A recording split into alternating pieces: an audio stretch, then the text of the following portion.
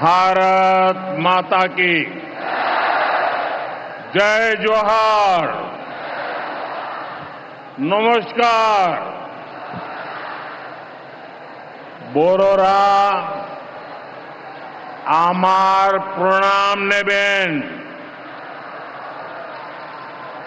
छोटोरा भालोबाशा।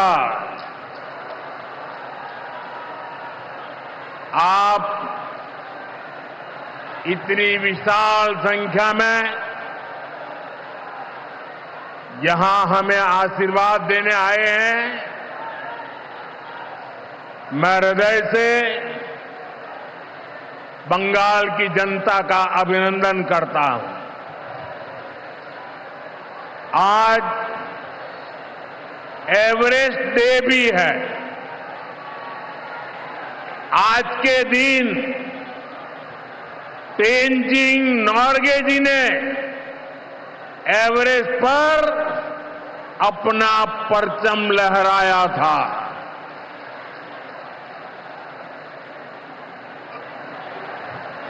उनके सम्मान में हम भी अपना तिरंगा फहराएंगे।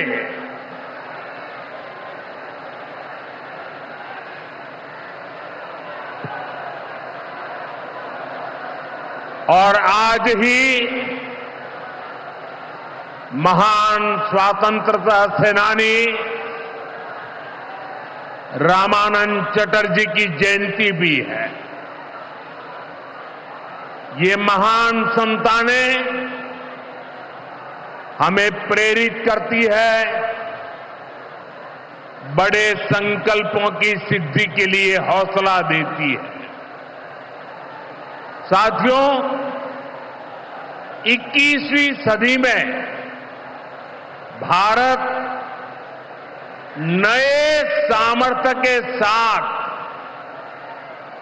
समृद्धि की नई गाथा लिख रहा है।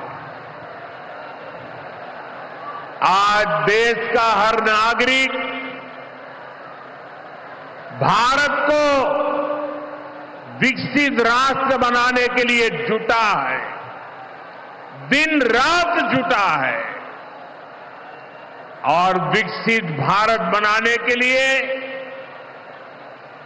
पश्चिम बंगाल का भी विकसित होना बहुत जरूरी है। और इसलिए पश्चिम बंगाल को भी नई ऊर्जा के साथ जुटना है। बंगाल को फिर उसी भूमिका में आना होगा जो कभी यहां की पहचान थी। इसके लिए जरूरी है कि पश्चिम बंगाल फिर से नॉलेज का, ज्ञान विज्ञान का केंद्र बने। बंगाल मेक इन इंडिया का एक बहुत बड़ा सेंटर बने। बंगाल देश में पोर्ट लैंड डेवलपमेंट को गति दे। बंगाल अपनी विरासत पर गर्व करते हुए, उसे संरक्षित करते हुए तेज गति से आगे बढ़े। साथियों, केंद्र की भाजपा सरकार इसी संकल्प के साथ काम कर रही। भाजपा पूर्वोदय की नीति पर चल रही है। बीते दशक में बीजेपी सरकार ने यहां के विकास के लिए हजारों करोड़ों का निवेश किया है। अब से कुछ देर पहले यहां सिटी गैस डिस्ट्रीब्यूशन नेटवर्क का शुभारंभ भी हुआ है। केंद्र सरकार के प्रयासों से ही कल्याणी एम्स बना है। न्यू अलीपुरद्वार और न्यू जलपाईगुड़ी जैसे रेलवे स्टेशनों का पुनर्विकास किया जा रहा है। बंगाल की व्यापारिक गतिविधियों को उत्तर भारत से जोड़ने के लिए डेडिकेटेड फ्रेट कॉरिडोर बन रहा है। कोलकाता मेट्रो का अभूतपूर्व विस्तार किया गया है। ऐसे अनेक प्रोजेक्ट हैं जो भारत सरकार यहां पूरे करवाने का प्रयास कर रही है। भाजपा सरकार ईमानदारी से सबका साथ सबका विकास के मंत्र को लेकर बंगाल की प्रगति के लिए समर्पित है,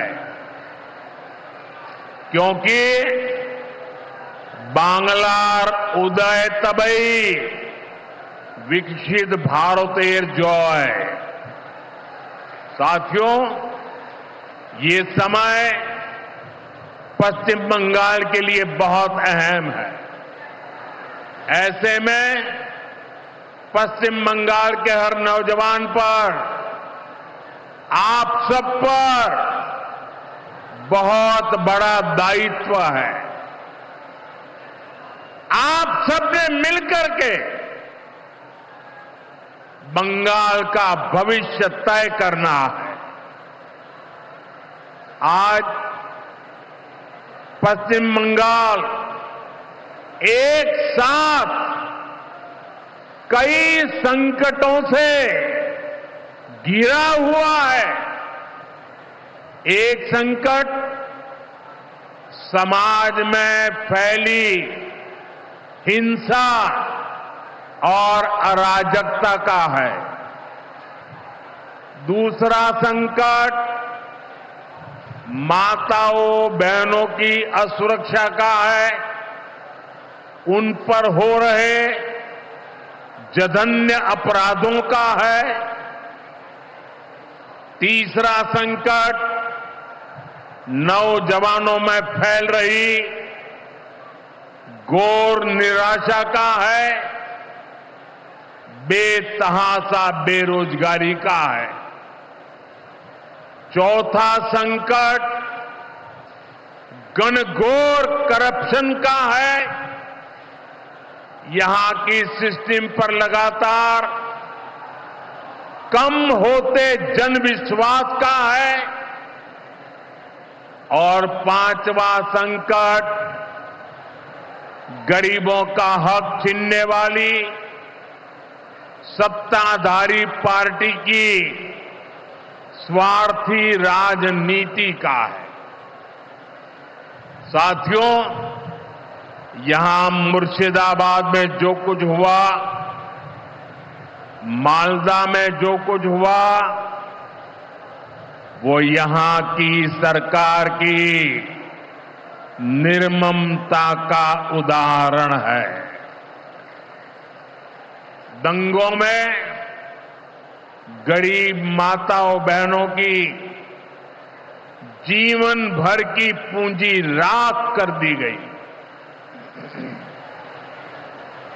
तुष्टीकरण के नाम पर गुंडागिर्दी को खुली छूट दे दी गई। जब सरकार चलाने वाले एक पार्टी के लोग, विधायक, कॉरपोरेटर ही लोगों के घरों को चिन्हित करके जलाते हैं और पुलिस तमाशा देखती है,